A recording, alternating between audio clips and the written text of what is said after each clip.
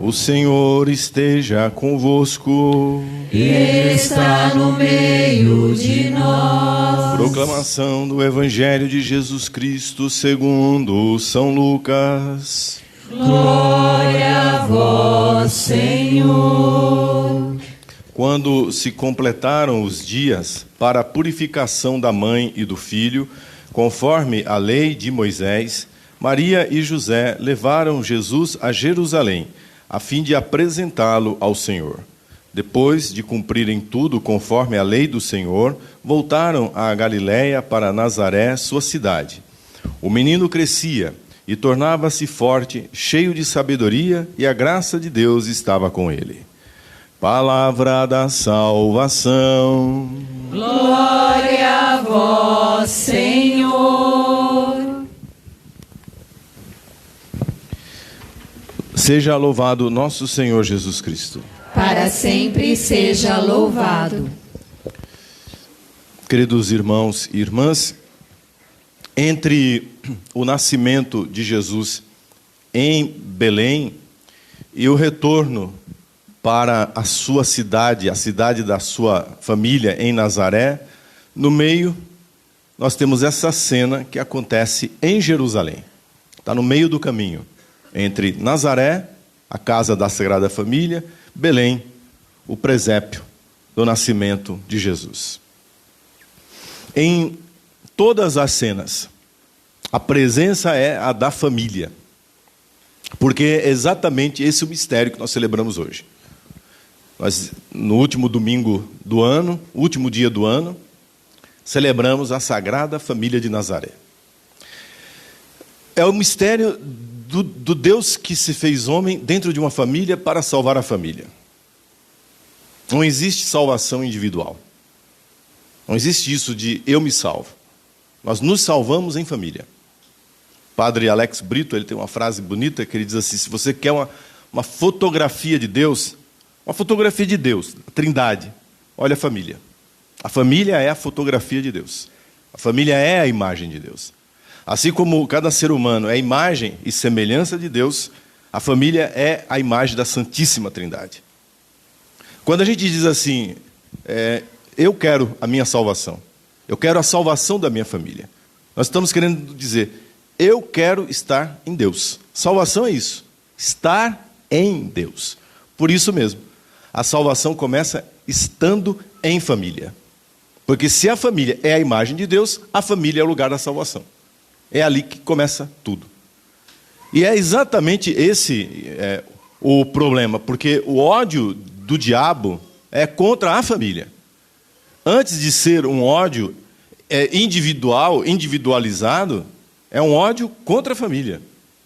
O mundo sem Deus, se ele quer destruir em nós a imagem de Deus, ele começa a destruir a família. Estraga a família. E estragando a família, estraga o filho, estraga o marido, estraga a esposa, estraga tudo, estraga todo o plano de Deus. Por isso que os planos de Deus, quando o Verbo se faz carne e vem habitar entre nós, não seria outra coisa, senão na família. Porque se tudo nasce na família, se a salvação está na família, é preciso, em primeiro lugar, restaurar a própria família. E veja que família perfeitíssima, e que serve de modelo para todas as famílias. Veja que tremendo isso. O pai da Sagrada Família, São José, dos três da Sagrada Família, é o menor. Maria está acima de São José. Jesus está acima de todos. Jesus é Deus. Contudo, Maria Santíssima e Jesus, que é Deus, obedecem a São José, que é o pai. Estão debaixo do respeito e da obediência paterna. Maria Santíssima, sendo mãe e verdadeiramente mãe, é virgem. Virgem e mãe. E o menino que nasceu é só Deus, só. Só isso que ele é, Deus. Há na Sagrada Família de Nazaré uma inversão dos valores diabólicos, dos valores mundanos. Na Sagrada Família de Nazaré, em primeiro lugar, nós somos chamados ao respeito e à obediência respeitosa. Por que Maria e Jesus se colocam debaixo da obediência de São José? Porque São José é justo e obedece a Deus. E é somente por isso que cabe a eles a obediência a São José. A primeira leitura da missa da Sagrada Família diz exatamente isso. Que uma família é abençoada quando a referência do respeito, acima de tudo, está em Deus. É por isso que eu posso confiar na família. Eu confio na família e só posso confiar na família quando o pai dessa família obedece em primeiro lugar a Deus. O marido não obedece à esposa, não obedece a filho, não obedece à sociedade. Obedece em primeiro lugar a Deus. É por isso que você pode confiar que seu marido vai sair de casa e não vai te trair. E não vai te deixar por uma novinha. E não vai juntar os amigos para uma bebedeira num bar e dali vai fazer porcaria na vida. Não é porque ele é bom. Não é porque ele te ama. Não é porque ele te tem valor. Sabe por quê? Porque tudo isso vai por água abaixo. Quando o diabo entra, quando a cachaça entra, quando o pecado entra, tudo isso desaparece. Então, eu, se fosse você, não ia querer um marido que te amasse. Se eu fosse você, eu pedia a Deus um marido que amasse a Deus sobre todas as coisas. Um marido que obedeça a Deus, que tenha temor de Deus, que tenha a sua vida debaixo da graça de Deus. Porque aí venha o que vier, apareça o que aparecer, esse homem vai estar pronto, não por ele, mas pela graça de Deus, para que possa responder a Deus em primeiro lugar. Onde a esposa não olha, onde os filhos não estão vendo, onde ele vai dizer, aqui não tem problema nenhum, aqui está de boa. Onde ele estiver, ele vai estar debaixo da graça de Deus. Esse era o segredo do porquê Maria Santíssima e o menino Jesus obedeciam a São José. Por que São José é posto como cabeça da família? E essa é a doutrina católica, viu? O marido, o esposo, é a cabeça da família. Isso não mudou, não. Todo o feminismo, toda essa lorota que está aí fora, isso não vale para quem é católico, isso não vale para quem é cristão. Continua valendo para quem é católico ou para quem é cristão, que o esposo é a cabeça da família. Em que sentido? De que é ele o pai e o protetor da família. É ele que dá a cara, cabeça, é ele que põe a cara para bater em defesa da família. Biologicamente, etc, etc, nós sabemos disso. A esposa, ela vai estar em muitos momentos fragilizada, em muitos momentos delicados, ela vai precisar se recolher, porque é dela a principal tarefa da geração da vida. E, portanto, se ela não tiver um homem que honre as calças que veste, que é a coisa mais rara de você encontrar, é só cabra safado na face dessa terra. Camarada que não honra as calças que veste.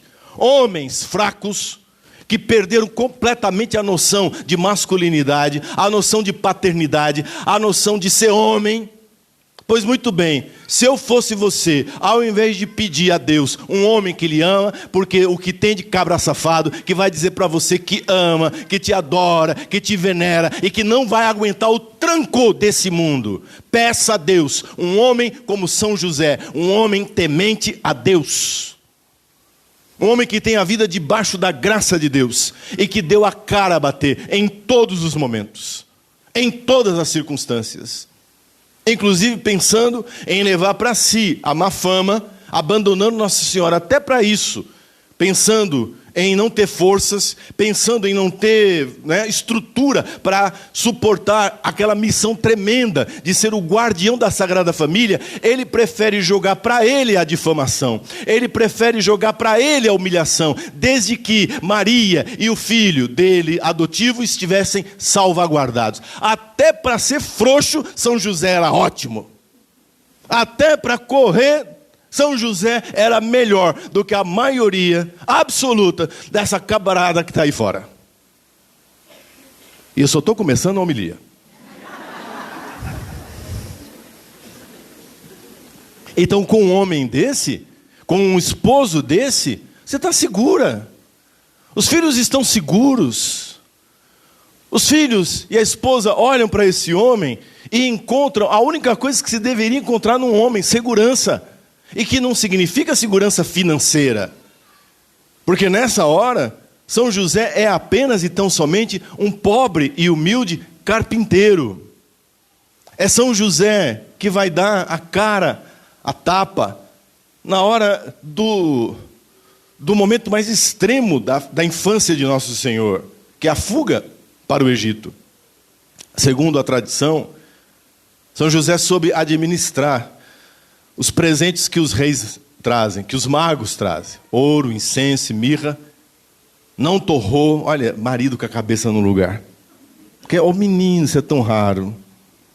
Não pensou em comprar a sua casa em Nazaré, a melhor casa de Nazaré. Vamos gastar com esse dinheiro. Estou dando exemplo bobo, mas é para você ver a segurança de um homem que, com a cabeça no lugar, diz: melhor prevenir, né? Ninguém sabe o que vem amanhã. Esse menino é grande demais.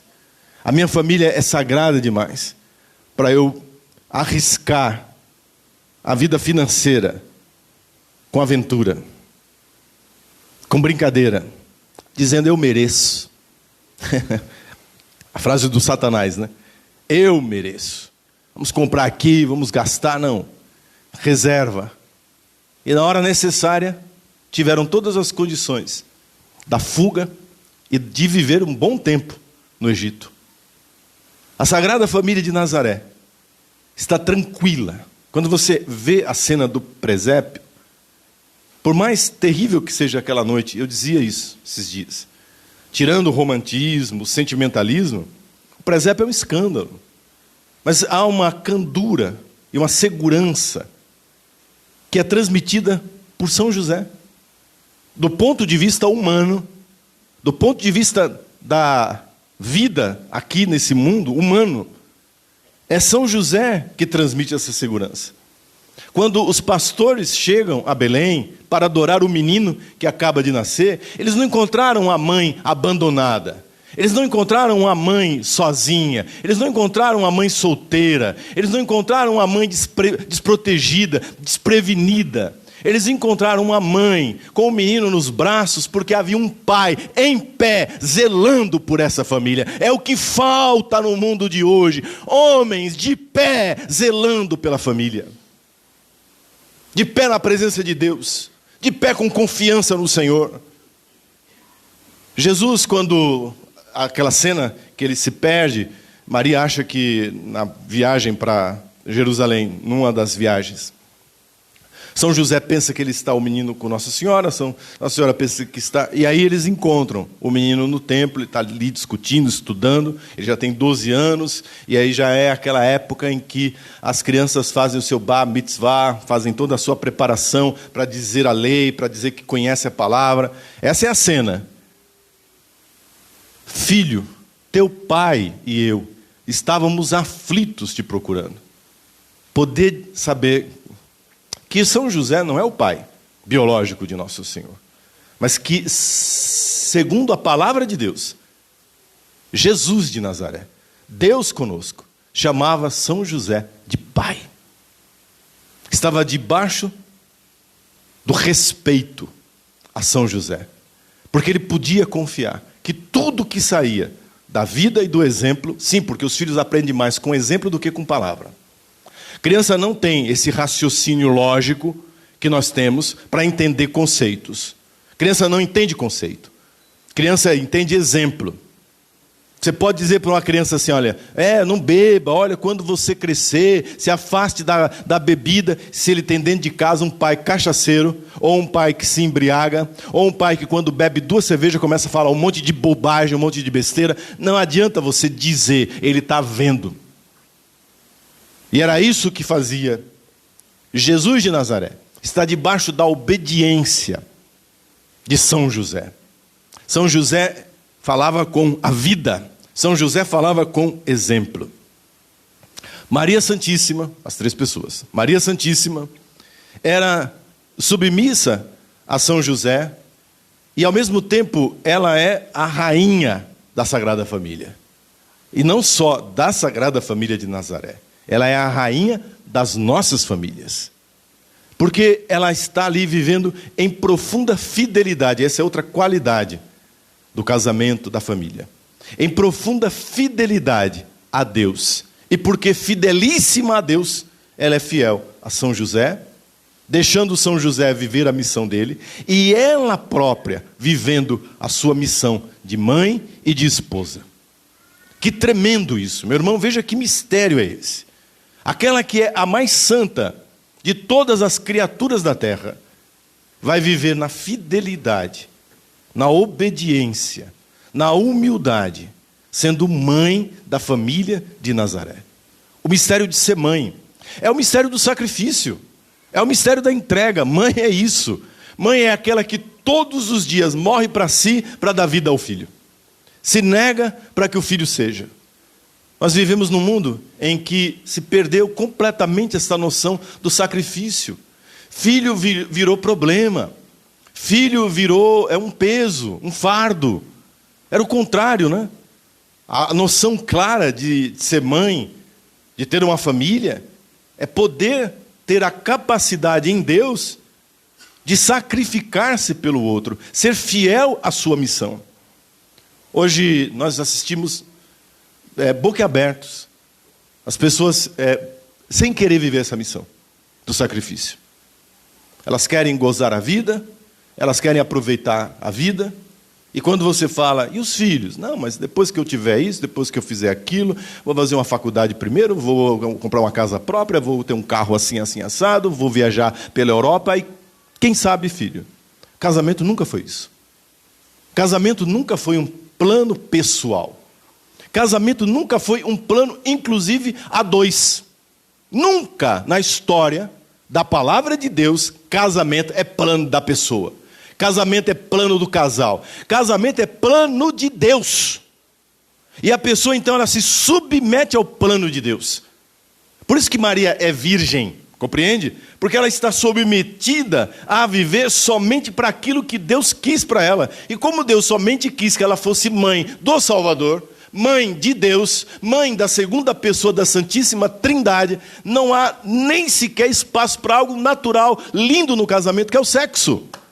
Uma das coisas mais bonitas e que devem ser vividas de maneira mais plena no casamento é o sexo. Esses casamentos assexuados que nós encontramos por aí. Esses casamentos as pessoas não aproveitam. Não, perdão a palavra, tem criança aqui, mas você entende. É para isso que é o casamento. Uma das coisas mais bonitas no casamento e que devem ser vividas com maior intensidade no casamento. Inclusive, com o fogo dessa paixão, não se transformando no incêndio, mas à medida que vai diminuindo, vai aumentando em qualidade. Em qualidade. Então, uma coisa que poderia no começo ser um incêndio, depois se transforma numa pequena fogueirinha, mas que olha que fogueirinha que esquenta, viu? É isso que deveria ser. Pois muito bem, essa que é uma das coisas mais bonitas do casamento, porque não fazia parte do plano de Deus, Nossa Senhora abdica, São José abdicam para viverem em castidade, para viverem em virgindade por causa da obra de Deus. Veja, quando é Deus que comanda tudo, você não pensa no filho como num problema, você passa a viver a vida dos filhos, marido e mulher, sacrificando-se pela próxima geração. Eles são a continuidade, eles são a próxima geração.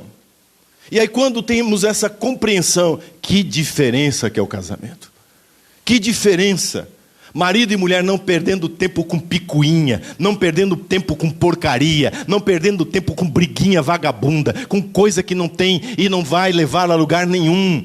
Coisas pequenas que poderiam ser superadas e que não são, e que depois se transformam em algo muito pior, algo terrível, que às vezes não tem retorno. Mas que começa com pequenas rusgas, mágoas que vão sendo guardadas, sabe, piso na unha, com silêncio, aquele silêncio horroroso dentro de casa, sabe, aquele silêncio que é diabólico, que depois se transforma em blasfêmia, em xingamento, numa briga que se dizem coisas que nunca poderiam serem ditas. E quando você menos espera, o casamento está destruído. Porque o centro não foi Deus. O centro não foi a família. O centro não foi o outro. Não foi doar-se ao outro. Mas foi a minha vontade, as nossas misériazinhas que transformaram o casamento em destruição. E essa é a história do divórcio. Isso que eu acabei de descrever é a história da infidelidade. É a história da traição. É a história do fracasso do casamento. Do casamento que termina em divórcio. Aí o cara acha que fez... Não, eu estou procurando a minha felicidade. Segundo casamento, terceiro casamento, quarto... Veja que assim, eu não estou julgando, eu estou dizendo, eu estou descrevendo exatamente o que é o egoísmo. O que é a pessoa procurar a própria felicidade sacrificando os outros e não se sacrificando. A história do divórcio é da pessoa que diz: eu exijo o teu sacrifício, mas não exijo o meu. Da pessoa que diz: você se lasca, você paga, eu não pago, eu não estou disposto a sofrer, eu não estou disposto a me calar, eu não estou disposto a morrer. E quando uma pessoa não vive nesta fidelidade do plano de Deus, o divórcio é certo. Por fim, o fruto do casamento, que são os filhos. Então, a terceira pessoa da Sagrada Família, que é Jesus. Um filho que é Deus, como todos nós devemos ser, filhos e filhas de Deus. Um filho que é Deus. Eu convido você, então, a ir comigo a Jerusalém. Nesse encontro da Sagrada Família no templo. É a Sagrada Família entrando no Santo Templo de Jerusalém. Aquele que 33 anos depois, Jesus irá dizer sobre esse templo que não ficará pedra sobre pedra. Mas Simeão tinha dito que esse menino ia ser causa de erguimento e também de queda para muitas pessoas. Entra ali naquele lugar, naquele recinto, do qual não vai ficar pedra sobre pedra, porque o que importa não é esse templo físico, mas é Deus na nossa vida. E quando eles entram para consagrar o menino Jesus e purificação da sua mãe, a Virgem Santíssima. Foi assim no ano de 2023 inteiro. Aqueles que estiveram aqui nessa igreja, nesse templo, para consagrar a família, para purificar os corações, terminam esse ano com a sua família em paz e abençoada. Amém. Aqueles que estiveram longe da presença de Deus, esquecendo-se de consagrá-la, de purificá-la todos os dias, esses estão aí batendo cabeça e perdidos. Então eu convido você, traga a sua família para a igreja, traga a sua família para a presença do Senhor nesta manhã e diga assim: Senhor, eu consagro a minha família, eu consagro e purifico em teu santo nome, pelo sangue precioso que o Senhor derramou na cruz do Calvário, pelo teu sacratíssimo nascimento, pela humildade da tua encarnação, eu consagro a minha família. Dentre todas as nações e povos da terra, nós louvamos e bendizemos a Deus pelas nossas famílias. Realiza, Senhor, no ano de 2024, o teu projeto de salvação sobre as nossas famílias. Feliz será a minha família se ela teme ao Senhor e anda nos seus caminhos. Que triste da família que não tem o Senhor como seu referencial, que não obedece e não ama primeiramente a Deus. Nunca saberá amar a esposa, o marido, os filhos não saberão amar os pais, os irmãos não saberão amarem-se uns aos outros. Tantas desgraças de irmãos divididos. Eu sei que aqui nessa igreja, nesse momento, tem gente que não fala com o irmão há anos. E eu não estou jogando direto porque eu não sei, mas eu sei. Eu não sei, mas sei. De pessoas que não se falam mais, não fala mais com aquela tia, não fala mais com aquele sobrinho. Romperam E aí você diz para mim assim, mas isso acontece. Não, quando se teme ao Senhor, não. Você pode até se afastar se a pessoa for perigosa para você. E existem pessoas nas nossas famílias que se tornam um verdadeiro perigo, que uma proximidade pode significar inclusive um perigo para a nossa vida física. Não estou dizendo sobre isso. Eu estou dizendo que o coração da pessoa se afastou, de que a pessoa não consegue rezar, não consegue ver a cara da outra pessoa. Absurdo um negócio desse. E se diz cristão, e se diz católico. Feliz o que teme o Senhor e trilha o seu caminho. Se a minha família está no caminho do Senhor, não haverá alienação parental, sabe? Mesmo que haja uma separação, mesmo que haja uma divisão, nunca uma mãe vai colocar um filho contra um pai, nunca uma mãe vai colocar um pai contra seu filho. Nunca nós veremos esses absurdos de destruição que nós estamos vendo e assistindo nas famílias. Que triste tudo isso, porque não se trilha o caminho do Senhor, porque a Sagrada Família de Nazaré não é mais o modelo. Que o Filho de Deus nos faça também filhos do Pai, e assim, sendo filhos com o Filho, sendo filhos no Filho, nós possamos, obediente ao nosso Pai que é Deus, viver debaixo da graça, do respeito, do sacrifício que é próprio daquele que tem uma família. Por isso que a igreja é uma família, por isso que o padre faz parte de uma família. O padre não é um solteirão, isso é uma bobagem. Só quem não conhece a vida do padre, não é verdade? Se tem uma pessoa que é de família, somos nós, os sacerdotes. Se tem uma pessoa que tem que ser fecunda espiritualmente, é o sacerdote. Imagine, um padre que não é fecundo, que não gera filhos para o céu, que não gera filhos para Deus espiritualmente. É uma desgraça, é um frustrado. E assim, cada família acaba aprendendo o que Deus quer dela. Aquelas famílias que não têm filhos, aprendem a adotar, aprendem a colocar a sua vida a serviço da igreja, do Senhor, dos pobres. E todos nos tornamos fecundos, porque somos filhos do Pai. Obrigado, Senhor.